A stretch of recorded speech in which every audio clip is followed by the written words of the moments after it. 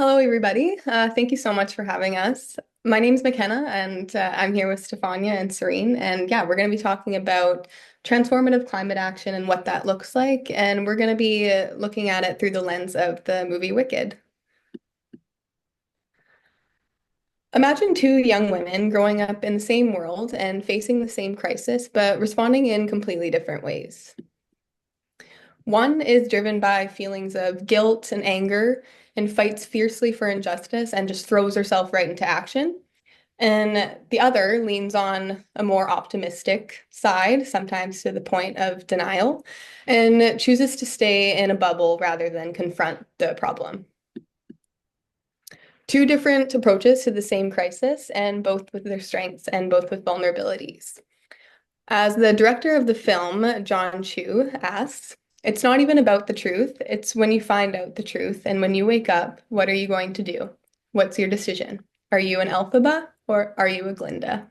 And with that, I'll pass it to Stefania. Thank you, McKenna. And it's a pleasure to be here today and talk to you about what happens when young people face climate change today, the type of style they choose to face this crisis, and what that means for their mental health. So this study is really motivated by our understanding of what climate action is, as not only something that is about doing, but also, and perhaps more importantly, is about being. On the screen, you see two spheres. On the left, you have the sphere of being, which is a relational dimension, really. It's a relation where the relation with oneself, with others, and nature intersect. And on the right hand, you have the dimension of doing. And doing are all the things we do, like advocacy, activism, pro-environmental behavior.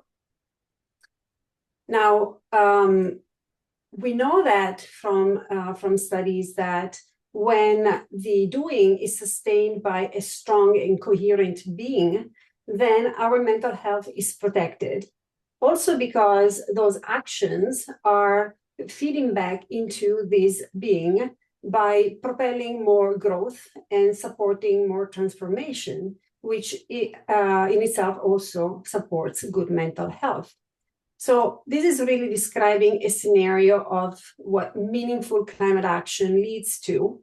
And there is research indicating that that's what we want young people to engage in, action that is sustained by meaning and purpose, because it's better for the environment and it's better for the community and it's better for themselves.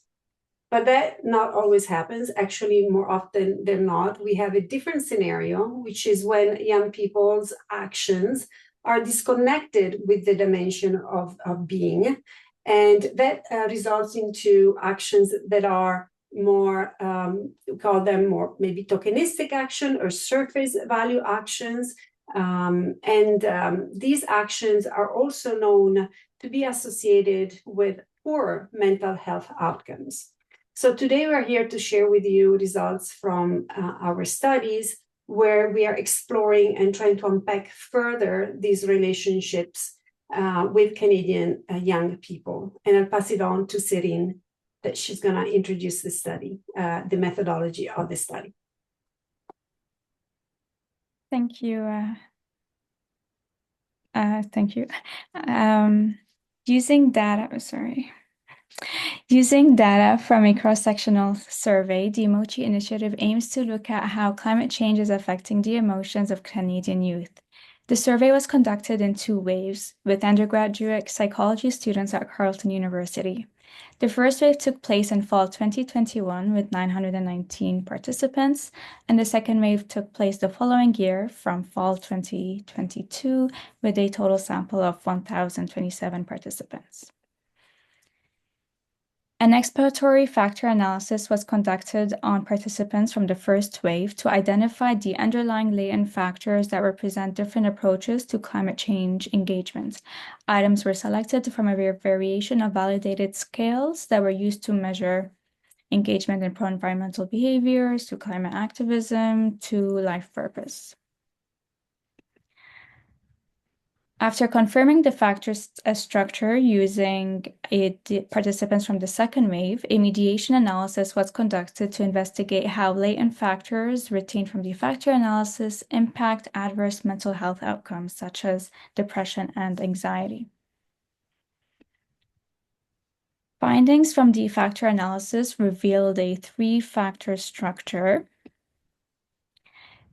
First, young people who got engaged in alpha-inspired climate action tend to experience negative emotions. They feel a sense of personal responsibility, engagement in advocacy and pro-environmental behaviors. So they kind of view like the climate change as solving the climate change as an important life goal. Young people who tend to feel Glinda-inspired climate action tend to live in a protective bubble that shields them from uncomfortable truths. They tend to avoid deeper engagement in climate actions, and they tend to have a strong sense of meaning and purpose of life. Lastly, though, young people who tend to feel Dr. Dillman-inspired climate action tend to exhibit participatory and leadership environmental activism. Findings from the mediation analysis initially revealed that as young people worry about climate change, they are more likely to experience depression and anxiety. After including the three latent factor structures associated with climate change engagement, results revealed that as young people got engaged in alpha-inspired climate action, they were more likely to experience general depression and general anxiety. Whereas when young people experienced the Glinda-inspired and Dr. Dillman-inspired climate action, they were less likely to experience depression. Now I'm going to pass it on to McKenna. Thanks, Cerine. Before we begin to get into the discussion, you might notice that I'll be unpacking the other two categories more than I talk about Dr. Dillman. And that's because as much as we would like to be like Dr. Dillman, most of us young people are not. Most of us now are kind of still coming to the terms of the severity of the climate crisis, and some young people may feel alone in their emotions and their thoughts about the issue. We may not have that strong sense of belonging and networks that people who fall into this category have, nor do we have the ability to organize large collective action efforts as much as we would like to. Instead, Dr. Dillman may represent people that we would like to be our mentors, people who are leading real change by bringing people together. So that's why in what follows, I'll be focusing more on Elphaba and Glinda, because as young people, we're more likely to fall into those shoes.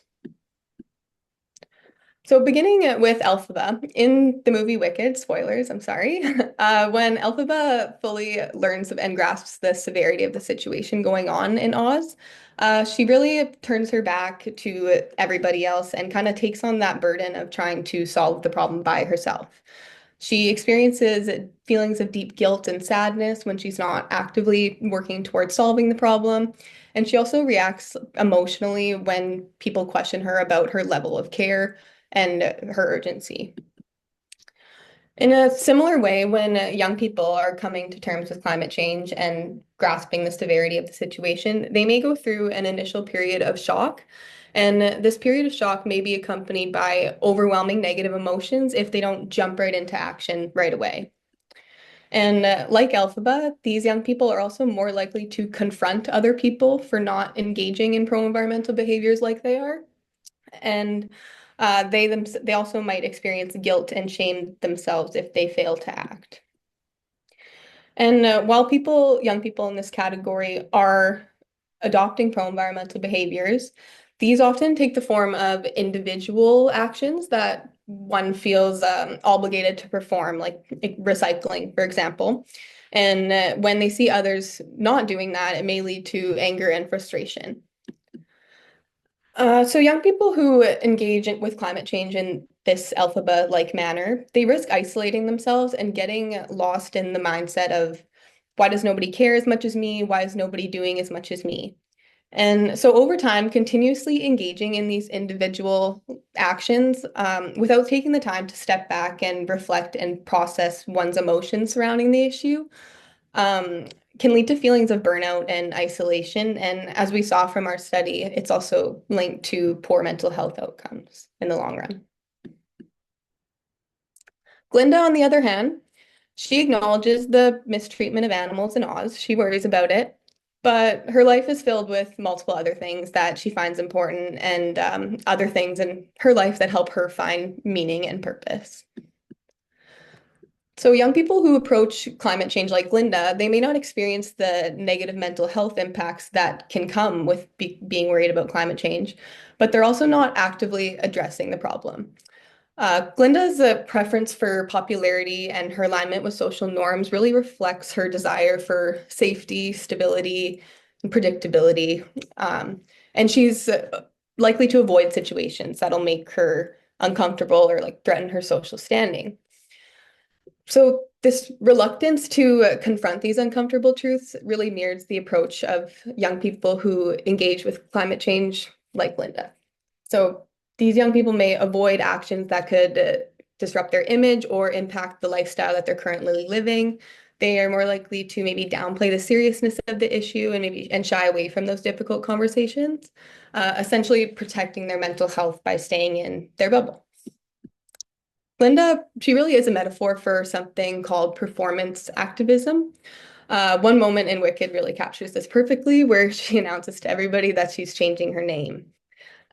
This is a symbolic gesture, one that makes her look good, but it really requires no sacrifice or any action on her part. So what's missing in our categories that we have looked at? Well, in a nutshell, measuring true transformative and meaningful engagement with climate change is challenging, and it's likely why we didn't capture that in our results, which is what we wanted to capture. But from our findings,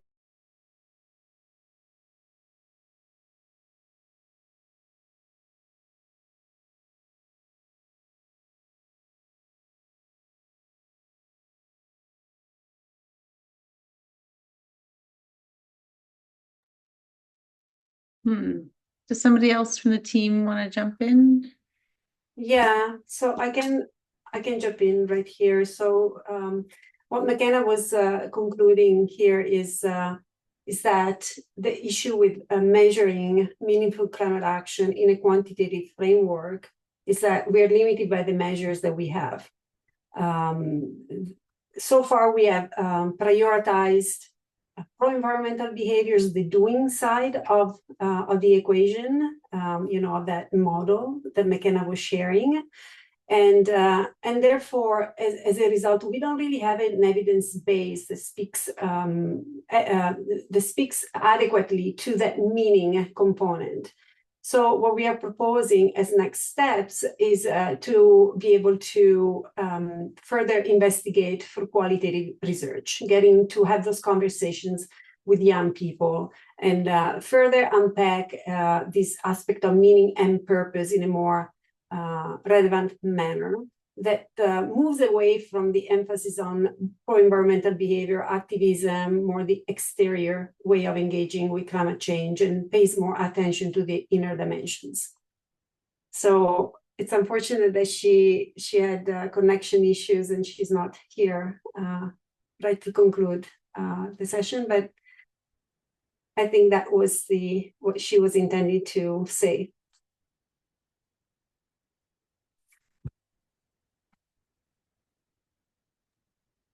Okay, thanks very much, and thanks for adapting in real time to meet your team's needs. That's good teamwork, as Bob put in the chat as well. So thanks for that.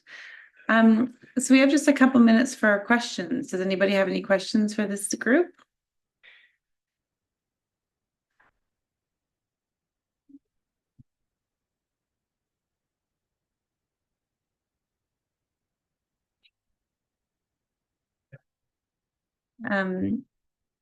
So the metaphor of Wicked is so timely, and it makes everything really easy to understand. So thanks for that. I love, yeah, it's always nice to hear some metaphors that kind of bring young people in different ways. And Okay. it's the metaphor comes from them. It wasn't my idea. Yeah, that's wonderful. Okay, yes. Oh, sorry, I just lost it. I had a question. Okay, Jess Wynn. This is a brilliant take on this. Could you share these slides for the conclusion? Would you say that these styles are also for adults? I can see that those styles might apply to adults as well. I can definitely see that. Yes. Yeah, Neil's saying it worked for him as well. That's great. Okay. Let's see, one more. Lots of other messages praising your presentation. So please pass on our thank you to McKenna as well. It's great to have you join us, and we look forward to hearing more from your research group. Thank you for having us. It was a pleasure. Thank you, everyone. Thank you.